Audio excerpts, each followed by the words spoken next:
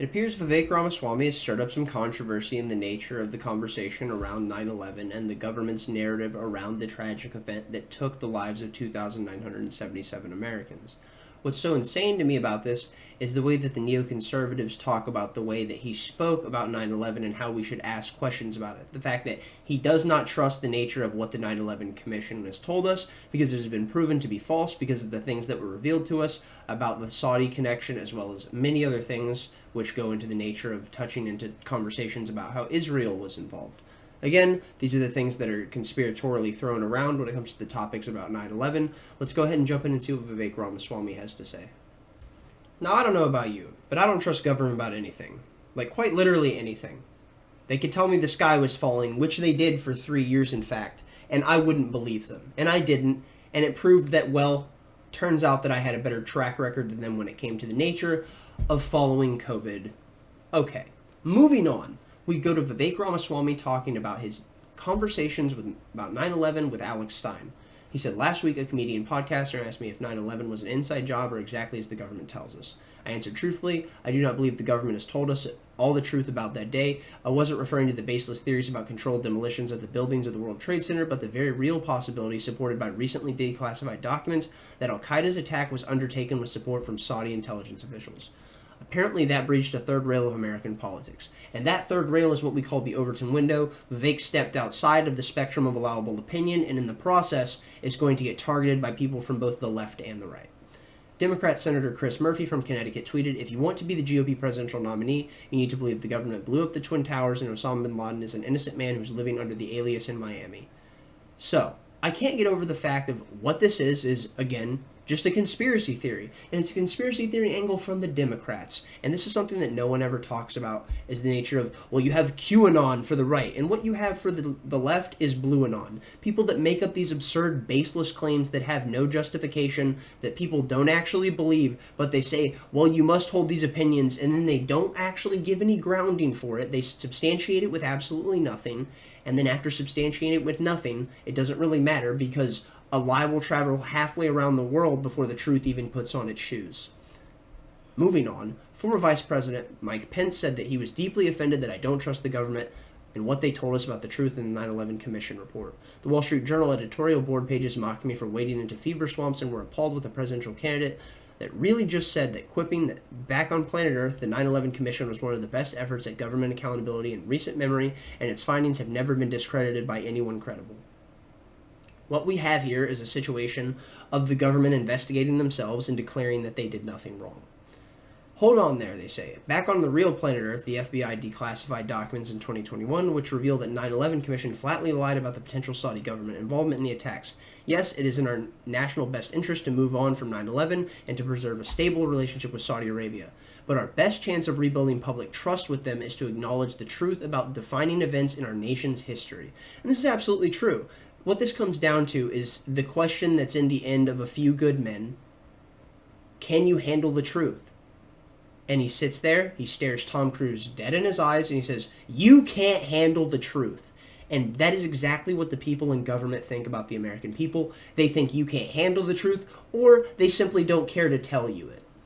A key question confronted from the 9/11 Commission was whether or not the Saudi government was involved in planning the attacks. The report concluded that neither Saudi government nor the royal family was involved. At the time, questions swirled around a 42-year-old graduate student who was welcomed, housed, set up bank accounts, and gave rent money to the first two al-Qaeda hijackers after they landed in Los Angeles in January of 2000. Concerns which the FBI and the 9/11 Commission flatly dismissed. The Saudi student, Omar al-Bayoumi, claimed to have met the two terrorists entirely by chance. Certainly. The 9/11 Commission report verified that Bayoumi's altruism was in the name of hospitality, as he claimed, and the FBI official Jacqueline Margaret testified to the 9/11 Commission in 2004 that Bayoumi's first meeting at a cafe with the hijackers appeared to be as nothing more than, and I quote, a random encounter. This is all against the backdrop of a 1998 FBI investigation, reeling rather than the attended graduate school, as he purported. Bayoumi frequently attended local mosques, doling out money for various causes, and frequently conspicuously videotaped visitors. The quote-unquote graduate student reportedly put up $400,000 to start a mosque in San Diego, and all while this was paid as a stipend to other expenses as a ghost employee of a Saudi contract company, the FBI had reported. Notwithstanding these facts, both the FBI and the 9/11 Commission emphatically supported Bayoumi's account. Now, for over 20 years, the FBI has changed its story. Its documents declassified last year, the Bureau confirmed that Bayoumi was in fact an agent of Saudi intelligence services who worked with the Saudi religious officials and reported to the kingdom's powerful ambassador in Washington. Is anyone surprised by this? Genuinely. I would like to know in the comments down below if this is something that actually surprises you. Please tell me, because I would love to know. These revelations are now the focal point in a long-running federal lawsuit in New York where 9/11 survivors and relatives of the 2,977 people who were killed are seeking to hold the Saudi government responsible for the attacks. Even if the media doesn't want to litigate the case against the Saudi government, these survivors and family members are, and understandably so. What we see here there are reasons to believe that the successive U.S. administrations hid the Bayoumi revelations to provide public cover for the CIA for critical failures in the lead up to 9/11. The two Saudis, Khalid al-Midwar and Nawfal al-Hazmi, were known to the CIA as al-Qaeda operatives. The CIA was watching them as a joint al-Qaeda planning meeting in Malaysia had taken place in early January 2000. But the agency had reportedly lost track of the two when they flew to Bangkok and then to Los Angeles on January 15, 2000, where they ended up meeting Bayoumi. Embarrassingly, the CIA did not alert the FBI for more than a year after it learned the terrorists had entered the United States using the real names and Saudi passports. Given the enduring mystery of however the CIA lost track of Hazmi and Midhar in Malaysia, former FBI investigators speculated that Bayoumi might not be asked to approach the hijackers as part of U.S. or Saudi intelligence operations to recruit them. At the time, former officials said that the CIA was trying desperately to develop sources inside al-Qaeda. And we know what happened with things like ISIS is the fact that the CIA and Barack Obama created them to fight an Islamic sect in the Middle East. And then by funding them, they effectively used those funds to go ahead and overtake a sect of a portion of the Middle East. And I'm not even exactly sure where, which I really should know. Moving on, the CIA has consistently denied that it allowed hijackers to come into the United States as part of a failed recruitment effort. Former White House counterterrorism coordinator Richard Clark cited that as a plausible explanation for the CIA's failure to track the first two hijackers and its abetting refusal to alert the FBI to their presence in the United States. And I would argue that if that's true, which I would argue it is, I will leave the link in the description for the article that covers this and goes over these documents. What's so huge about this is that this would mean that the CIA is culpable and that this would be a shadow government operating within the backgrounds of the United States government, meaning that the president doesn't wield the power that people think he does. So, the government doesn't have itself any favors since to build public trust around 9/11 or the U.S. response to it, we see that there's been nothing more than smoke and mirrors. The Pentagon's precarious about celebrity soldier Pat Tillman's death in Afghanistan, initially claiming he was shot by enemy forces but later forced to admit that he was killed by friendly fire. It was one disputed amongst many. Okay, I remember this. That makes actually a lot more sense. I was confused where this was going from it. The government hasn't done itself any favors since then to build public trust around 9/11 once more. These events are important foremost because U.S. government officials continue to lie about the matters of public importance, the origin of COVID-19, knowledge about UAPs, Hunter Biden's laptop, and so on, with a complicit media that just accepts the prevailing narrative without question.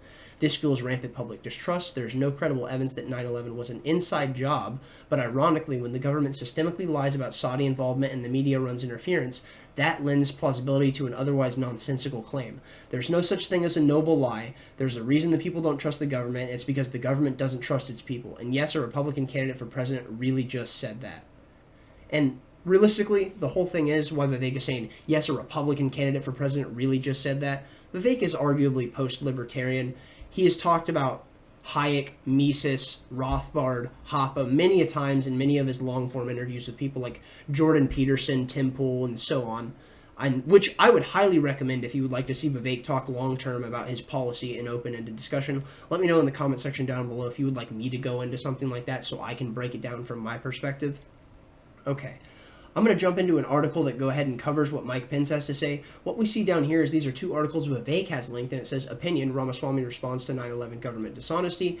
And then this is the article that he was crediting initially from Tim Golden, where it says, Focus on the 9/11 families. Lawsuits against the Saudi Arabian families turns to, and what we see is, it turns to a Saudi Arabian student who may have been a spy.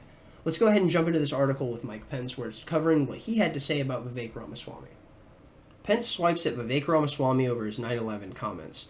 Shocker, a person like Mike Pence, neoconservative war hawk who has never seen a war he didn't want to support, is going to sit there and tell you how bad it is and how much he is offended by the fact that Vivek Ramaswamy said words. This is insane. The fact that someone who will advocate for something like the war in Ukraine to be funded to the nth degree, like Mike Pence, someone who will advocate for the wars throughout the Middle East to be funded to the nth degree. We spent $6 trillion to turn Afghanistan over from the Taliban to the Taliban. Let's be honest here. The thing is, what we see with this is Republican presidential candidate Mike Pence and Vivek Ramaswamy exchanged barbs after the vice president said he was deeply offended by Ramaswamy's comments. That's what deeply offends someone like Mike Pence. The words you say about the fact that you didn't believe the 9/11 Commission, you didn't believe what the great old beautiful all-powerful government said, and because of that, well, you have to be questioned and lambasted, because how could you be trusted as the conservative establishment figure for the Republican Party if you don't even believe everything the government says? It's ridiculous. This is exactly the kind of warhawk mentality that has pushed people into an absolutely dogmatic statism that has completely overtaken their capacity for critical thinking. Because if you were a critical thinking person in this moment, you wouldn't be so overtaken by your ideological fervor that you would be deeply offended by words. You would be more deeply offended by the process of the fact that maybe the CIA lying to the FBI led to the death of 2,977 Americans. Moving on, Pence, in an interview with the union leader in New Hampshire, addressed Ramaswamy's comments that the conservative entrepreneur made to Blaze TV, where he said, "I do not believe the government. I do not believe that what they say about 9/11. What I've seen in the last several years is that we have to be skeptical of what the government tells us," which is a perfect allusion to the nature of the lies of the COVID narrative. Moving on, it says, "I haven't seen any evidence to the contrary, but I do not believe everything the government told us about it. What I do believe about the 9/11 Commission? Much. What I don't believe is some of it. Do you believe everything about it? Absolutely not." Pence told the union leader that he was deeply offended by these comments. And this is exactly what he says. "I understand he was probably in grade school on 9/11, and I was on Capitol Hill. So, that is nothing more than political posturing. Where you stood when 9/11 happened doesn't matter. It's irrelevant. Because if Vivek's perspective and opinion and approach on it is far better than yours, then I don't give a shit what you have to say.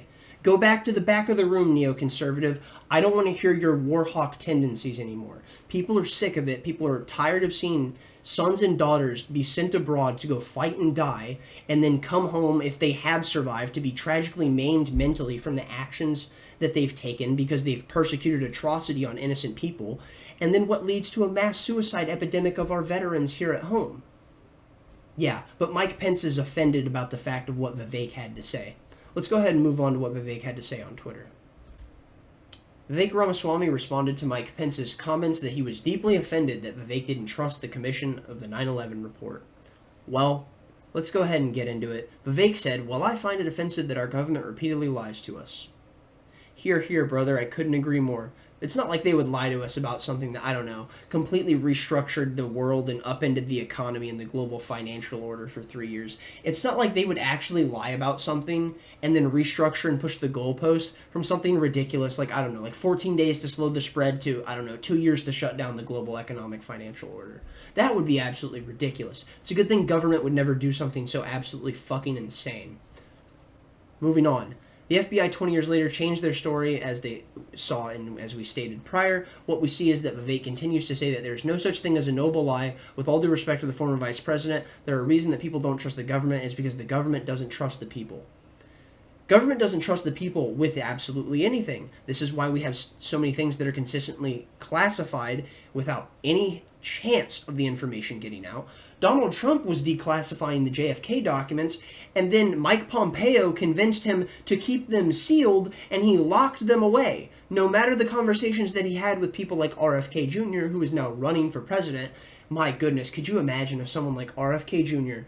got into the race and was the person on stage having debates with Vivek Ramaswamy? What a powerhouse of a conversation that would be. To a degree, the country couldn't even lose when it comes to the nature of their leader. The only way they could lose is if we ended up with another Kennedy situation, much like what happened with JFK and RFK. Here's what's so crazy about this, though. RFK also has said the same things that Vivek is saying. So these are two completely outside the wing of the Overton window anti-establishment figures that are operating within the wing of the establishment, bringing major change to the narrative that is going to effectively shift the conversation, which will effectively expand people's conversations that they have, which will open up the Overton window, and in time, hopefully, will make it so we can have much more broad conversations with deeper levels of nuance because we're not curtailed between specific relegated lanes of thought.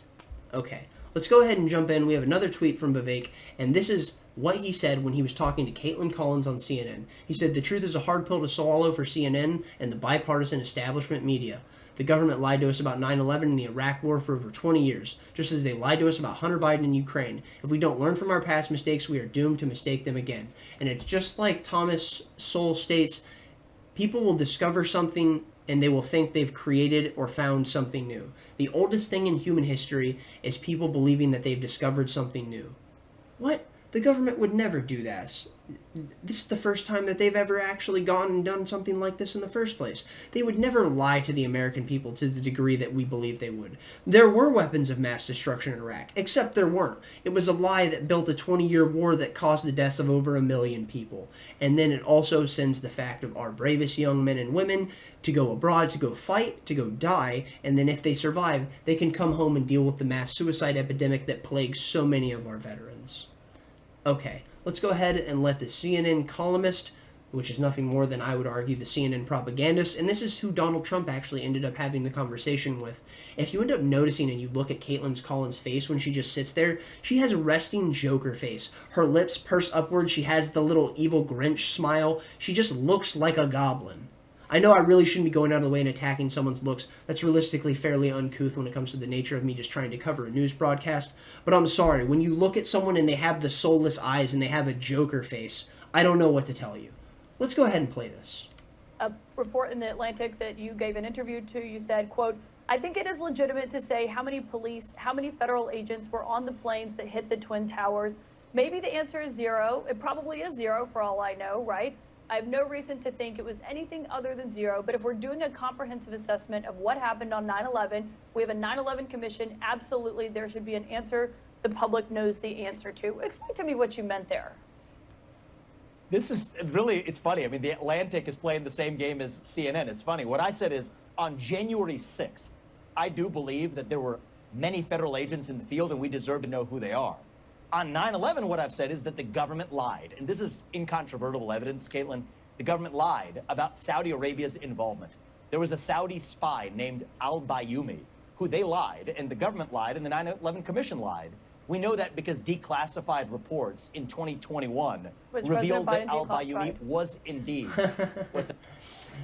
Like a good propagandist and a good media apparatchik for the party, what we see is immediately Caitlin Collins has to get in that President Biden declassified. Do you think if Donald Trump was the one who had declassified this, and they were talking about the nature of the initial declassification of the JFK documents that Donald Trump was talking about releasing, which he did release some but not all, do you think she would have jumped in to immediately say that Donald Trump declassified? No, of course not, because it's just about getting a win for her team, and this is the problem with partisan politics, and especially partisan media, because they will try and construct a one-sided narrative that will obfuscate certain pieces of information, and in the process of doing so, they will deliver you a half-truth, and as I already stated before, and as many people have said before me, what happens here in that instance is the fact that a lie gets halfway around the world before a truth has the chance to even put on its shoes. Is that? Yeah, the report that President Biden declassified. Yes. But your quote here, are you telling me that the quote is wrong 20 years later, here? Yeah. But are you telling me that your quote is wrong here because it says how many federal agents were on the planes at the Twin Towers? Yeah, when I actually, and this is just lifting the curtain on how media works again, I asked that reporter to send the recording because it was on the record. He refused to do it. But we had a free-flowing conversation. The truth is there are lies the government has told about 9/11, but it's not the ones that somebody put in my mouth. It's the one that I articulated, which is that Saudi Arabia, absolutely, their intelligence was involved in 9/11. And that's a difficult thing you're not supposed to say. The facts back that up.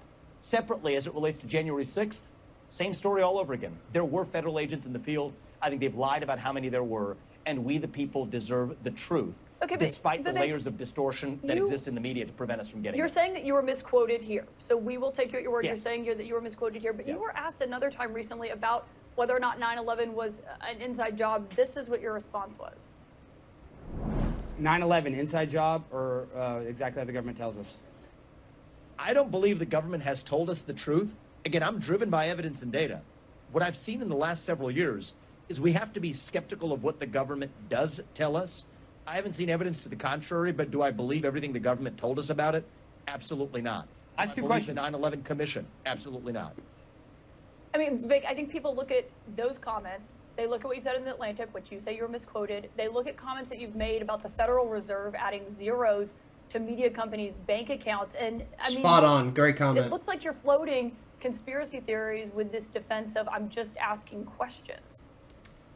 So the idea that, which again, Vivek is saying we should be asking questions because we need to know the truth. And here's the deal. When it comes to finding the truth, you don't find the truth by censoring information. What you do is you make it an open air market for all information, because the way that you would smoke out bad info is with good information. It's that simple. No time at any point in history have the people that are censoring information ever been the good guys. Well, when you actually quote me, those are my words, and I stand by them. So somebody else quoting me, putting words in my mouth, I have a problem with. But those words I stand by. You want to know why? Because we literally know the FBI, the 9/11 Commission, the U.S. government on down told us specifically that Saudi Arabia had no involvement. 20-plus years later, quietly declassifying documents showing that not only did Saudi Arabia have involvement, it was a Saudi intelligence agent that received two of those terrorists that crashed planes on 9/11, killing But the Americans question was, is on 9/11 American an soil. inside our job? And you government didn't lied say about it. no. Caitlin, That's what you I just think people are Caitlin, you looking literally, at. Caitlin, you know what's really funny? You literally just played that, and you could play it for your audience again. He said, or do you believe everything the government has told us? And my answer was, I do not believe everything the government has told us, But you see because the they point. lied. The point is and that I know it leaves this game the door comes up, open. Caitlin, It's every not time a there's game. an outsider it who leaves comes the door in. open, Vivek. It leaves the door open, and someone who's a Caitlin, 9/11 truther we have looks a at that and government that says, that's systematically exactly what I lies. believe. She's just going at him and just saying, well, you seem like nothing more than a conspiracy theorist. You're literally just leaving the door open for 9/11 truthers. Don't you understand how dangerous it is? Yeah. Could you imagine if there were people that found things that the government may have lied about and they over-exacerbated it? Could you imagine if, I don't know, something like the federal government and the regulatory bodies within it had over-exacerbated something like, I don't know, a disease and completely blown that out of proportion? I wonder if doing something like that would have completely destroyed people's respect and value in the establishment. I wonder if 50 years of wars abroad, completely destroying the currency, bifurcating the nation, annihilating the culture, completely destroying a shared understanding of American value and purpose, and in the process of doing so, what happens? People don't trust the government. And then people like this absolute media stooge, goose step onto the stage and tell you, well, you seem like a conspiracy theorist if you don't trust everything that the government has to tell you. At what point does this come off like a serious person in any manner and shape and form whatsoever? Seriously. Go ahead and tell me. You think the government's lying about 9/11? I I do. think the government has systematically and for a very long time lied about 9/11. And I think I'm the What only part presidential exactly candidate are who's they told us lying the about? truth. Saudi Arabia's involvement. He has consistently stated what he believes, why he believes it, the process of how he came to that understanding, and she consistently sits there and repeats the question with a subtle change in wording, because the whole point is to try and trip you up and get you to do nothing more than give them their 30-second soundbite so they can run it in mass and travel it across the entire world to completely distort the narrative of who you are, what you purport, and what you stand for as an anti-establishment figure. It is absolutely true. But you don't that think Saudi that 9/11 Arabia was an inside job, involved in 9/11. correct? Of course not. And I've never said it. But the But media that's a pretty filters do simple create answer. a lot of It's not a falsehoods. media filter. but You have to that's the stop truth. blaming the media. I'm asking you about comments that you have made. And I'm asking you about comments that you have made, which you literally just played. You don't even have to ask the question because he explains why he said what he said. And then you continuously jump at him, just diving down his throat endlessly, solely in an attempt to get your little soundbite. Because that's all the legacy media is. And because of that, they will die a death so fast and so swift that the generations to come will have no idea that you even had relevance. telling you that the comments I made, the ones you just played, are indeed what I believe, which was not that 9/11 was an inside job, but that Saudi Arabia absolutely was involved, and our government for 20 years lied to the American people about it. There was an entire That is 9/11 hard commission fact, report actually. on this. Yes, and it lied, and it was false. And in fact, you know where that's coming out, Caitlin? There's now a case, a federal case in the Southern District of New York, where the government of Saudi Arabia is being sued by victims of families. the That's why families, this is yes. resurfacing itself. It is relevant. And So she knows, she's aware of the case that ties into this. She says she understands the nature of what is happening with the case. And what does she do? She continues to act like this is a non-starter, like it doesn't exist, like it didn't happen. It's the most unbelievable gaslighting I've seen, and this is exactly why Caitlin Collins has this role, because she was able to sit there and be nothing more than a stooge, unfazed, and continue to purport the establishment line. The government would never lie to us.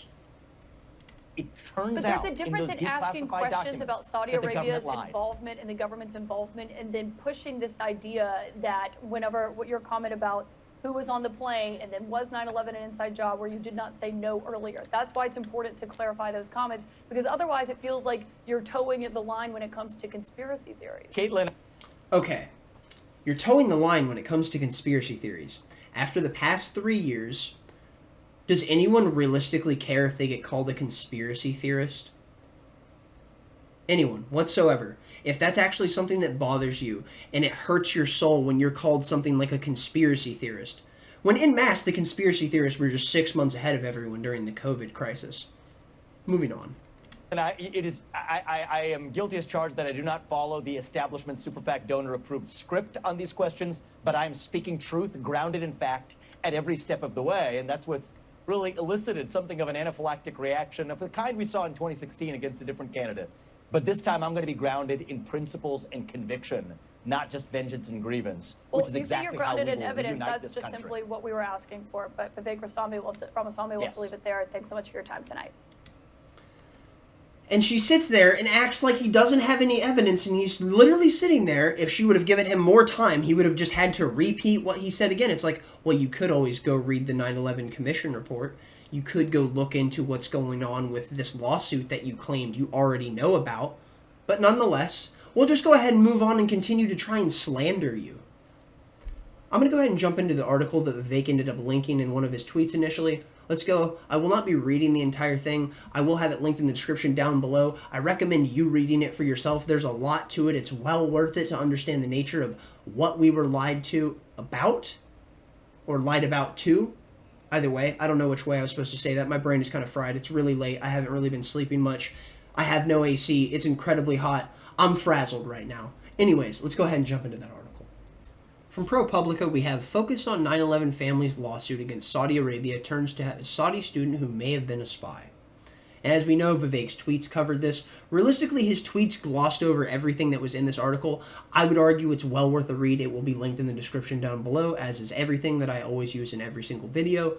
Okay, moving on. 20 years after the September 11th attacks, declassified FBI documents have changed a big piece of the story about possible Saudi government involvement to help the hijackers. Families of the victims want more information, as they damn well should and as they damn well deserve. From the first weeks of the 9/11 attacks, suspicion about a possible Saudi government role in the plot have focused on a mysterious 42-year-old graduate student who welcomed the first two al-Qaeda hijackers after they landed in Los Angeles in January 2000. The Saudi student, Omar Bayoumi, claimed to have met the two terrorists entirely by chance, and this again goes into the nature of what Vivek's tweets were talking about. Go ahead, read the article for yourself. Well worth it. It's not that long. It's a couple thousand words, if even. Go ahead, give it in. I'm going to go ahead and go to bed. I'm incredibly tired. Who knows how I'll actually even sleep because it's so hot. It's roughly like 95 in my house right now, and I live in Texas. We have no AC. I'm waiting on a new AC unit to be put in. Okay, that's all I've got for this. Go ahead and give this a thumbs up if you liked it. A thumbs down if you didn't. Tell me where I'm wrong in the comment section down below. Tell me what you think about the government's involvement in 9/11, about the nature of the lies they may have told people.